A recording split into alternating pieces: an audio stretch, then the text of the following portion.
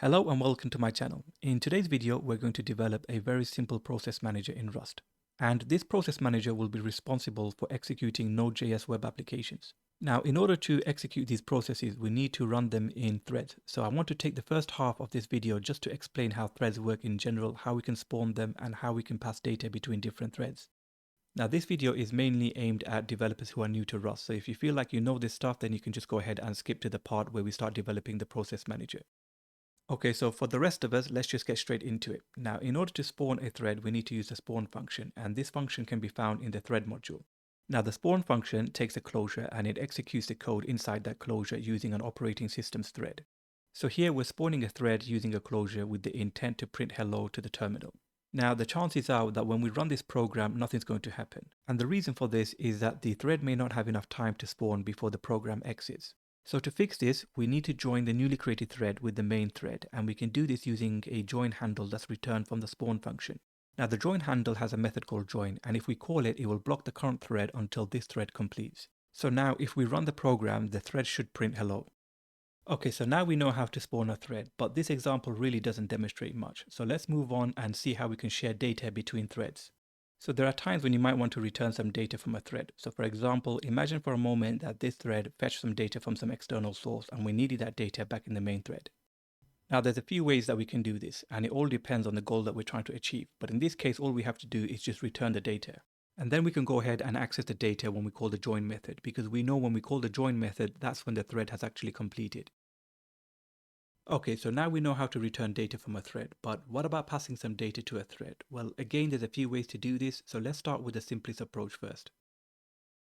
So here I'm creating a variable called x with an initial value of 10, and we want to use this value inside the thread so that we can multiply it with another value and return a result. But this code won't compile, and if we take a look at the error message, Rust is telling us that the closure may outlive the current function. So why does this code give us an error when writing a closure like this doesn't? Well, to understand this, let's take a look at the spawn function signature. So looking at the documentation, we can see that the spawn function has two generic type parameters, f and t, where f refers to the closure and t refers to the return type. Now, if we take a look at the trait bounds for both f and t, we can see that they are send plus static.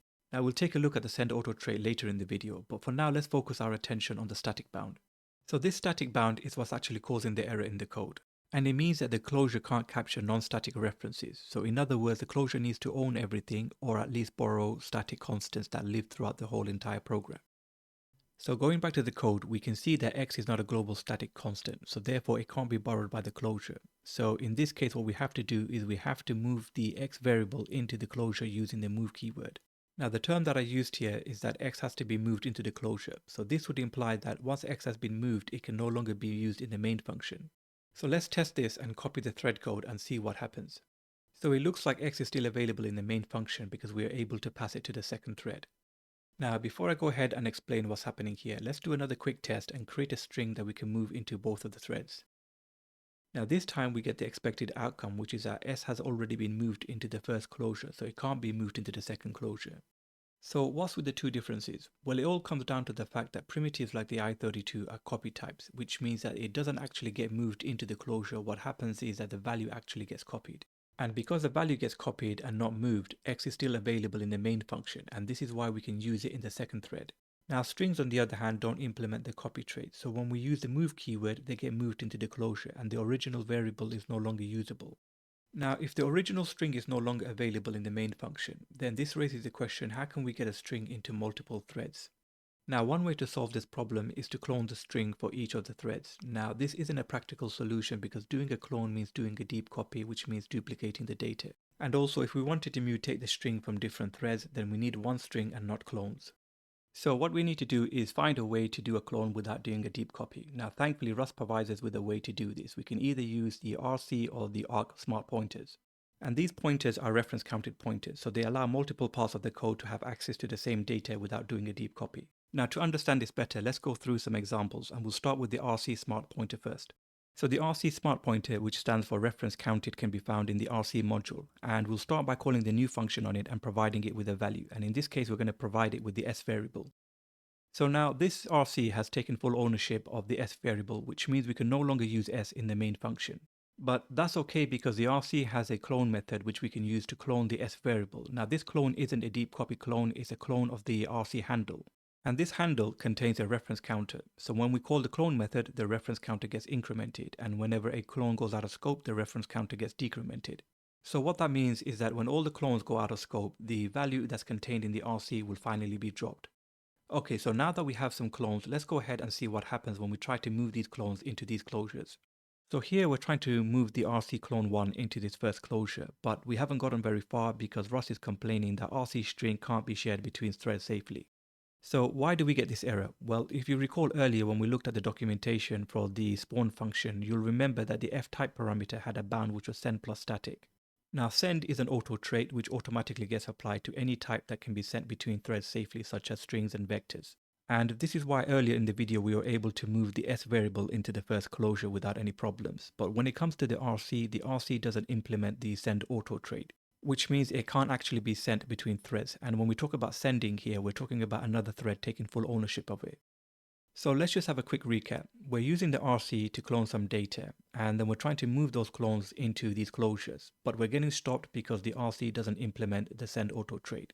And that means that the threads can't take ownership of these clones, so we need to find another smart pointer that does implement the send auto trait. And that's where the arc smart pointer comes in, because unlike its counterpart, it does implement the send auto trait, which means that multiple threads can share ownership of the same data.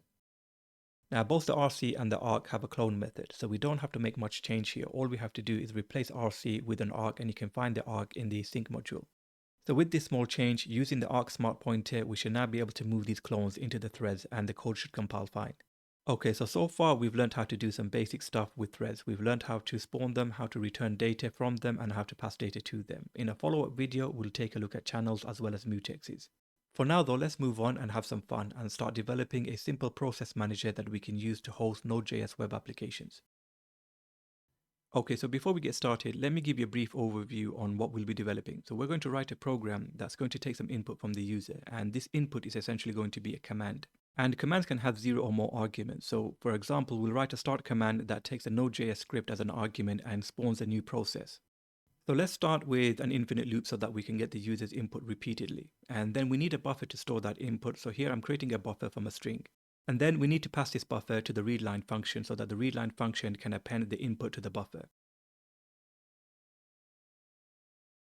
So now we have a variable that holds the user input. And remember I said that an input is essentially a command that may have 0 or more arguments. So to extract the arguments, including the command, we'll split the input using the space character. Now before we split the buffer, we need to trim it because the buffer will contain a new line character at the end of the input when the user presses the enter key.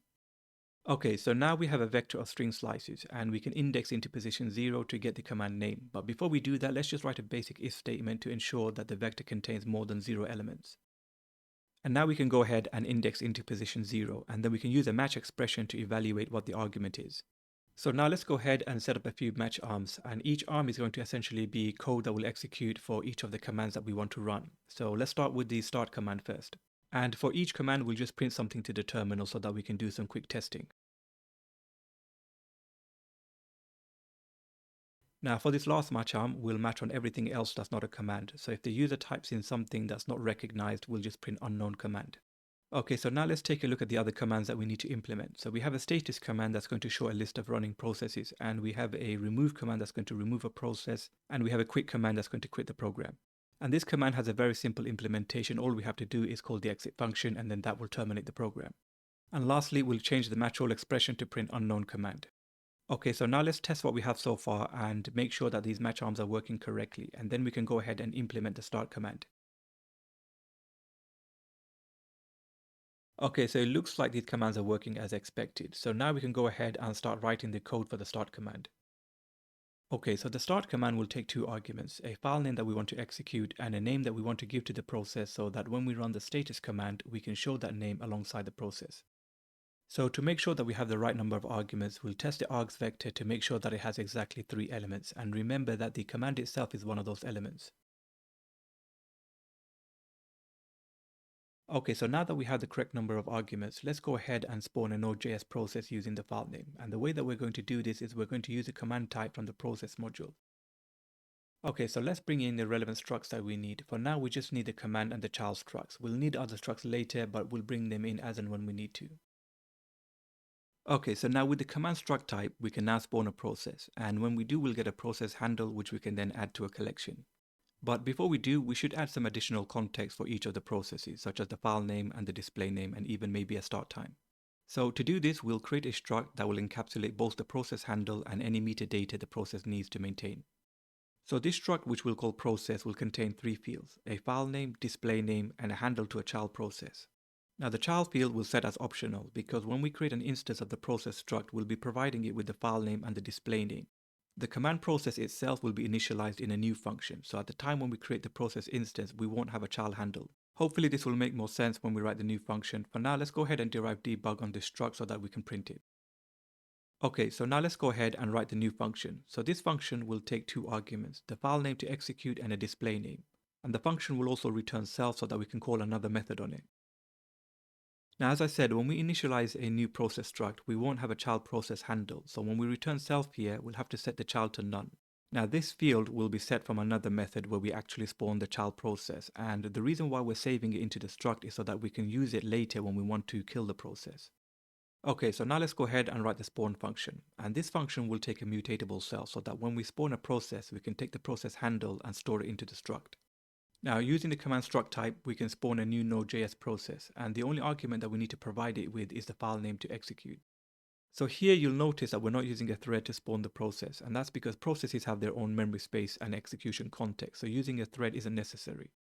Okay, so now we have a process struct that we can use to spawn processes. So let's go ahead and initialize this in the start command, and then we can do some testing.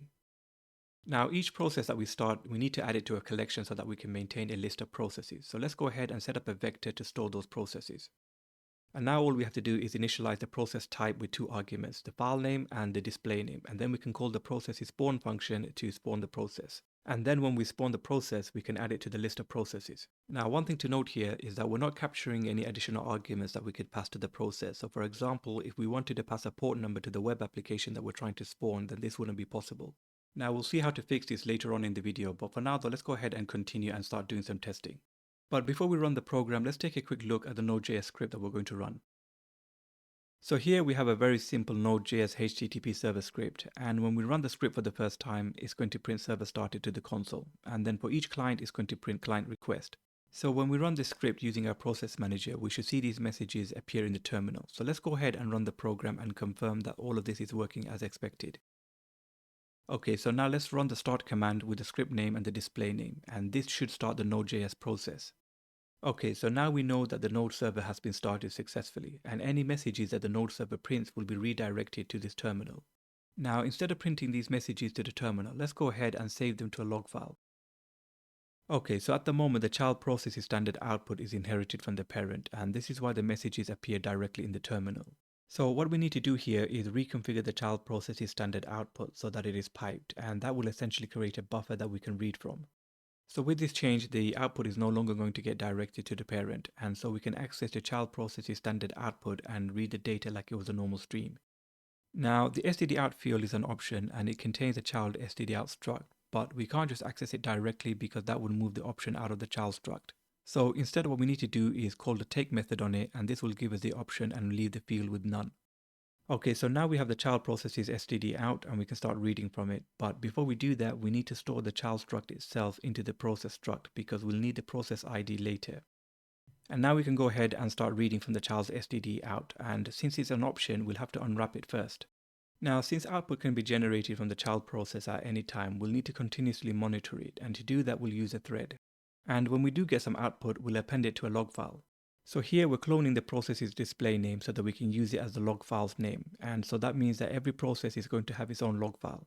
And now we can go ahead and spawn a thread to start reading from the process's stdout. And then we'll use a buffer reader to process the output line by line and append each line to a log file. Now, one thing to note here is that the thread has taken ownership of the stdout value, but that's okay because we don't need it outside of the thread anymore. Okay, so now let's just pause here for a moment to understand what's happening in this for loop. So we've created a buffer reader using the stdout, and that will give us a convenient way to iterate over the incoming data using the buffer reader's lines method. Now the lines method will continue to yield some data as long as the child process is still alive. So essentially this thread will continue to run up until we kill the child process. Now the buff reader doesn't actually implement the lines method. This method is found in the buff read trait, and this is why we're getting this error. So we need to go ahead and bring in the buff read trait into scope. And now we can continue with the rest of the code. So here we're creating a line variable that takes the output and formats it using the new line character. Now ideally we'd like to add a timestamp for each of the lines so that we know when the output was captured, but because we don't have a straightforward way to do this without using an external library, we'll have to tackle this challenge another day. Okay, so finally all we have to do is append the line to a log file, and here the log file's name is going to be the display name of the process. Now having reviewed the code again, I've just realized that I placed the file creation code inside the for loop, and that shouldn't be the case, so apologies for that. It should be outside of the for loop. Okay, so now before we do any testing, let's go ahead and implement the remaining commands. Now these commands are fairly simple, so instead of typing them out, I'll just paste them in and then we can go over them in more detail. So first up is the status command, and this command is fairly simple. All we're doing here is iterating over the vector of processes, and for each process we're showing the process ID as well as the file name and the display name. Now the only notable part in this code is the call to the iter function, because without it we'll be consuming the vector. So using the iter function we can get references to each of the processes. Okay, so next we have the remove command, and this command takes one argument, which is the index of the process that we want to remove. So here we're checking to make sure that two elements were provided, and if it was, we're taking the second element and passing it into a usize. This then gives us an index, and we can use that index to get a mutatable reference to the process.